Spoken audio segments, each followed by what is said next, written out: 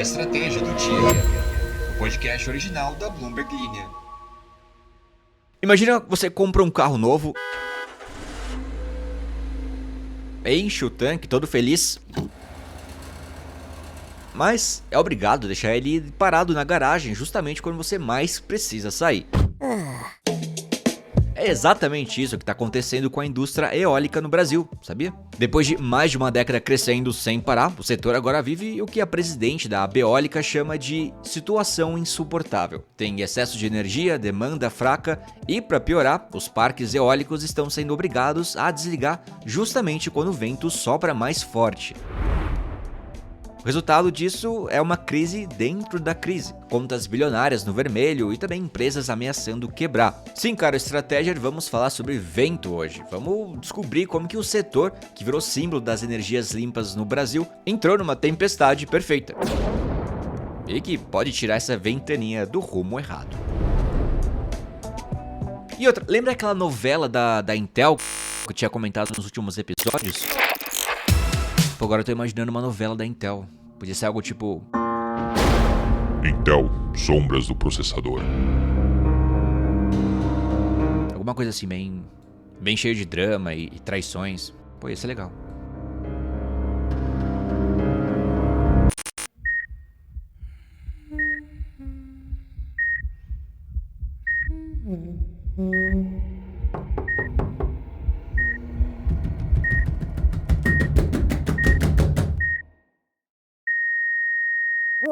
Olha, pra quem não lembra, numa semana o Donald Trump pede a cabeça do CEO da Intel. Tá, foi um pouco forte isso. Ele pediu, pra empresa demitir o CEO da Intel. E na outra, já tá pensando em virar sócio dele. Parece novela mexicana, mas é geopolítica e bilhões de dólares na mesa. Enquanto isso, do outro lado do mundo, o Masayoshi Son, aquele do SoftBank, decide colocar só, 2 bilhões de dólares na Intel. Como quem aposta num cavalo cansado. É uma boa analogia para isso. Mas que pode voltar a correr. A pergunta é, será que essa dobradinha Trump mais SoftBank pode ressuscitar a gigante americana dos chips e colocá-la de volta no jogo da inteligência artificial? Pois é, uma boa pergunta. Hoje a gente vai falar então desse trama de poder também, que envolve tecnologia e, claro, uma porrada de dinheiro. E nossa, eu falei de carro ali no começo, aí eu lembrei que eu tô na pesquisa, eu tô pesquisando, aí eu fiquei curioso, quero saber de vocês. Vocês têm carros? Vocês acham que vale a pena comprar um carro? Ou só deixa essa ideia pra lá e continua sendo Team Uber? Deixa aqui nos comentários a sua opinião. Não tem nada a ver com o episódio, não tem nada a ver com o podcast. Eu tô aqui usando isso pra pesquisa, meu TCC. Vamos pro episódio. Uau! Essa matéria de energia eólica, que é super interessante, foi feita pela Juliana Estigarribia, da Bloomberg Linha. E eu vou contar aqui pra vocês. Se vocês quiserem ler tudo na íntegra, eu vou deixar o link na descrição pra vocês se lerem e acompanharem pelo site, tá bom? A questão, gente, é importante falar disso porque a indústria de energia eólica no Brasil, que caso você não esteja remetendo muito bem, é aquela que gera eletricidade a partir dos ventos. Ela está passando por uma situação que representantes do setor chamam de insuportável. O problema é que a demanda por energia no país está crescendo pouco, mas a oferta de eletricidade está muito alta. E esse desequilíbrio está criando uma crise que vem preocupando todo mundo ligado ao setor. E quem explica isso é Elbia Ganon, presidente da Associação Brasileira de Energia Eólica, a Abeólica. Segundo ela, desde 2009 a indústria vinha crescendo sem parar, mas esse ciclo foi interrompido no ano passado. E olha, de fato o setor teve um crescimento enorme desde os primeiros leilões de energia lá atrás. Mas em 2024, no ano passado, a instalação de novas usinas eólicas caiu 32% em relação a 2023. E para 2025 a previsão é ainda pior, uma queda aí de 39%. Segundo Ilbia, essa retração está diretamente ligada ao desempenho fraco da economia brasileira. Ela explica que quando o PIB do Brasil cresce 1%, o consumo da energia sobe entre 1,5% e 2%. Como o PIB vem crescendo pouco já há anos, a indústria eólica acaba sendo muito atingida, porque depende de toda uma cadeia de produção local, como fábricas de torres, pás e outros equipamentos, que são difíceis de transportar. Não sei se você já viu um caminhão transportando uma pá, mas é grande. Então, hoje, a Abeólica representa mais de 130 empresas do setor, que inclui tanto projetos em terra quanto no mar, o onshore e offshore, com cerca de 60 parques eólicos, além de fabricantes e investidores. Apesar da economia lenta, o que mais preocupa o setor no curto prazo é um problema chamado curtailment. Esse nome complicado aí significa basicamente que usinas de energia renovável, como eólicas ou até as solares, são obrigadas a desligar porque a energia é demais no sistema. Isso acontece porque a micro e a mini geração de energia solar cresceram de forma muito rápida e descoordenada. Ou seja, vamos resumir aqui, um monte de pequenos parques solares e telhados com placas foram entrando no sistema sem que o Operador Nacional do Sistema Elétrico, o ONS, tivesse controle direto sobre eles. Então, no fim das contas, durante o dia, principalmente lá no Nordeste, entre 10 horas da manhã e 4 da tarde, sobra energia solar no sistema. E aí, para equilibrar a oferta e a demanda, a ONS manda, olha só, desligar justamente as usinas de grande porte que estão conectadas à rede, como os parques eólicos. A Elbia resumiu assim: hoje vivemos uma crise dentro da crise. Fecha aspas. É praticamente um Inception aí de crises, infelizmente. Na prática, funciona dessa forma, olha. Quando a ONS, que eu comentei, faz as contas e vê que não precisa de toda a energia disponível, ela vai lá e manda desligar algumas usinas. Como não consegue controlar diretamente a energia solar distribuída, sobra para as usinas maiores. Daí só quando o sol se põe e a demanda aumenta, o operador precisa religar essas usinas grandes e, em alguns casos, até acionar usinas termoelétricas que são mais caras e poluentes. Tá, aí você se pergunta, isso é tão ruim? É como desligar o freezer à noite? O Jacan vai sair batendo em todo mundo? Sim! O Jacan não vai chegar batendo em todo mundo, mas o que acontece é que isso gera prejuízos enormes. Muitas empresas estão sem conseguir honrar contratos porque elas vão lá e assinam acordos para fornecer determinada quantidade de energia, mas como são obrigadas a desligar, elas não conseguem entregar e a receita some. Segundo o Elbia, já são mais de 6 bilhões de reais em perdas acumuladas desde 2022. Um executivo do setor que preferiu não se identificar disse que esse cenário está causando problemas graves para os fornecedores da cadeia eólica, inclusive, aumentando as importações de equipamentos. Nas palavras dele, a cadeia produtiva está morrendo no Brasil. A questão é que muitas empresas de geração centralizada, as grandes usinas, estão inclusive migrando para o modelo de geração distribuída, que são os pequenos parques solares, para tentar sobreviver. A Abeólica entrou na justiça para tentar garantir o pagamento das empresas que forem prejudicadas e está em negociação com o Ministério de Minas e Energia. Para a Elbia, o problema do curtailment poderia ser resolvido rapidamente com uma decisão política. Olha só o que foi dito, abre aspas. É uma crise que só depende de uma canetada. Se isso acontecer, o humor do setor muda na hora. Fecha aspas. Além desse problema, o presidente da Abeólica destacou que os juros altos no Brasil pioram essa situação. Segundo ela, o cenário de incertezas é tão complicado que o setor não consegue se planejar. Daí antes que você comente aí, deixe nos comentários, esse é o Brasil, não sei o que, calma, não é uma coisa só do brasileiro. Nos Estados Unidos, por exemplo, empresas cancelaram, reduziram ou interromperam mais de 22 bilhões de dólares em projetos de energia limpa apenas no primeiro semestre desse ano, isso de acordo com dados da Bloomberg News. Então, Elbia acaba não escondendo a gravidade. Ela diz que o presente está insuportável, o humor do setor está péssimo e os próximos dias serão terríveis. Se a solução do curtailment não vier no curto prazo, estaremos todos mortos, ela disse. Nem tudo é pessimismo. Segundo ela, ainda que as empresas não estejam fazendo novos investimentos agora, já há sinais de retomada de contratações para 2026. E no médio e longo prazo, a expectativa é positiva. Tô fazendo joinhas aqui com a mão, você não tá vendo, mas estou fazendo.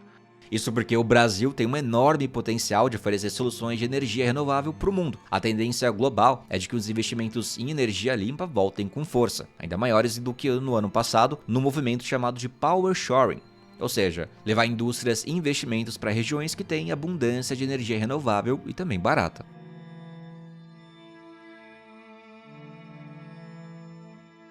E boa, vamos voltar para Donald Trump. Ficamos aí uns bons minutos sem falar de Donald Trump. Olha, menos de 2 semanas depois do presidente americano ter pedido a saída de Lip Bu-Tan, o chefão da Intel, esse mesmo executivo agora tem uma chance de conseguir bilhões de dólares novos para a empresa, o que pode ajudar a dar uma reviravolta na gigante americana de chips. O governo Trump está avaliando se entra no jogo e compra uma fatia de cerca de 10% da Intel. Esse movimento poderia acontecer transformando em ações parte do dinheiro que a empresa já tinha direito a receber através da lei dos chips e da ciência, que é uma lei criada para fortalecer a produção de semicondutores nos Estados Unidos. Você quer chamar simplesmente de bolsa chip? Você pode. Aproveita que eu não posso, mas é basicamente isso. Se isso rolar, a Intel poderia colocar a mão em cerca de 10 bilhões de dólares, enquanto o TAN trabalha num plano para recuperar a força da companhia. E tem mais. Numa jogada surpreendente, o SoftBank aquele conglomerado japonês gigante de tecnologia e investimentos, também decidiu colocar 2 bilhões de dólares na Intel. A lógica do SoftBank é simples. A empresa quer estar cada vez mais presente no mundo da inteligência artificial, e a Intel pode ser uma peça importante nesse tabuleiro. O fundador do SoftBank, o Masayoshi Son, já é dono da ARM Holdings, uma das maiores fabricantes de chips do mundo, e tem planos de disputar espaço diretamente com a Nvidia, que hoje lidera a corrida dos chips de IA. A Intel, com sua capacidade de fabricar chips, pode ser justamente a parceira que o SoftBank precisa para treinar e rodar modelos de inteligência artificial, como o próprio ChatGPT, aquele mesmo que você faz terapia. Olha, essa onda de confiança mexeu com os mercados, tá? As ações da Intel chegaram a subir 11% lá em Nova York, enquanto os da SoftBank caíram 4% em Tóquio. Então, no começo do mês, a situação de Lip-Bu Tan, como CEO da Intel, parecia frágil, já que Trump havia pedido sua renúncia por causa de possíveis conflitos de interesse. Mas Tan correu para a Casa Branca, conversou diretamente com Trump e saiu de lá elogiado pelo presidente, que disse admirar sua trajetória de sucesso e a história incrível de sua carreira. Isso abriu espaço para atual debate sobre o investimento do governo na empresa, o que faria dos Estados Unidos o maior acionista da Intel. Sim, os Estados Unidos seriam participações da empresa. Então, agora o governo estuda um modelo em que parte ou até todo o valor dos 10,9 bilhões de dólares que a Intel recebeu em concessões de lei dos chips seja transformado em ações. Além disso, a empresa pode conseguir até 11 bilhões em empréstimos ligados à mesma lei. O secretário de Comércio, Howard Lutnick, disse na terça-feira, dia 19, que o governo de fato está em negociações com a empresa sobre esse possível investimento. Ele disse assim: "Vamos entregar o dinheiro que já estava comprometido pelo governo Biden, mas em troca receberemos capital." Ele disse isso em uma entrevista à CNBC, confirmando informações que já tinham sido publicadas pela Bloomberg. Esse dinheiro de lei estava programado para ser liberado aos poucos, conforme a Intel cumprisse metas específicas de seus projetos. Mas se virar uma participação acionária, isso poderia significar que a empresa receberia tudo mais rápido, praticamente de uma vez só. Com o valor de mercado atual, uma fatia de 10% da Intel vale cerca de 10,5 bilhões de dólares. Mas ainda não está decidido qual seria exatamente o tamanho da fatia, nem se a Casa Branca vai levar o plano adiante. Então, nada confirmado até o momento. Já o investimento do SoftBank é mais uma forma de mostrar confiança em Lip-Bu Tan. A empresa japonesa diz que vai comprar ações da Intel a 23 dólares cada, que é um valor um pouco abaixo do preço do mercado. Masayoshi Son, por sua vez, tem um projeto chamado Izanagi, que seria um chip de inteligência artificial mais eficiente em termos de energia para concorrer diretamente com os da Nvidia. Ainda não existe um produto final, mas Son já vem conversando com Tan sobre o assunto. Antes mesmo de fechar os 2 bilhões de dólares em ações, Son chegou a negociar a compra de divisões da fabricação de chips por contrato da Intel, isso segundo o Financial Times. O acordo, portanto, não descarta que algo maior ainda possa acontecer. Mas, gente, a grande questão dessa história, que está se estendendo um pouquinho mais do que eu imaginava, é: será que o dinheiro do governo e a aposta bilionária do SoftBank vai realmente ajudar a Intel a se recuperar? Olha, hoje a empresa vive uma situação delicada. Por muito tempo ela foi líder absoluta no setor, mas ficou para trás. Quem fabrica chips mais avançados por contrato é a Taiwan Semiconductor Manufacturing, a TSMC. Já no design de chips de ponta para inteligência artificial, quem domina, claro, é a Nvidia.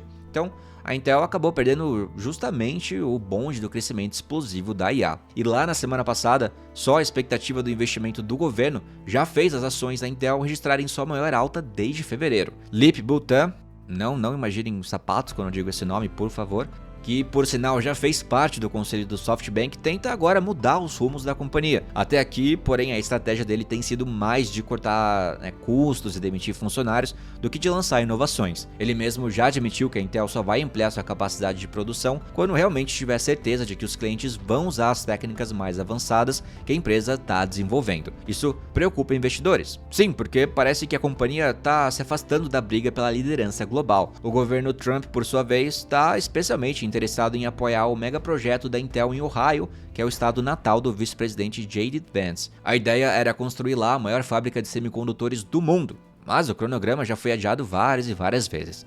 Além da Intel, o governo também estuda se outros prêmios do CHIPS Act poderiam virar fatias acionárias. Ainda não está claro, se essa ideia vai para frente ou se já foi levada a sério em conversas com outras empresas. E vale lembrar, caro ouvinte, que o CHIPS Act separou 39 bilhões de dólares em subsídios. além de empréstimos e créditos fiscais, claro. E, justamente para tentar recuperar a indústria de chips americana, que ao longo das décadas foi transferindo produção lá para a Ásia. Então, transformar o dinheiro da lei em ações não significaria que a Intel ganharia mais recursos do que já estava previsto, é só uma forma de receber o dinheiro mais rápido com uma injeção imediata. Então, resumindo a história, parece que tanto o governo dos Estados Unidos quanto o SoftBank acreditam que a Intel ainda tem chance de dar a volta por cima, mas cada um enxerga valor em partes diferentes do negócio. Para Trump e sua equipe, a Intel representa empregos e votos. Para Masayoshi Son e o SoftBank, ela representa lucros altos com chips de design e inteligência artificial. As informações são da Bloomberg News e da Bloomberg Line através de Juliana Estigarribia. Eu sou o Alan Blanco e o podcast foi editado por Lorian Queiroz. Gente, vou ficando por aqui. Muito obrigado pela audiência mais uma vez. Nos encontramos no próximo episódio e até lá. Big beijo.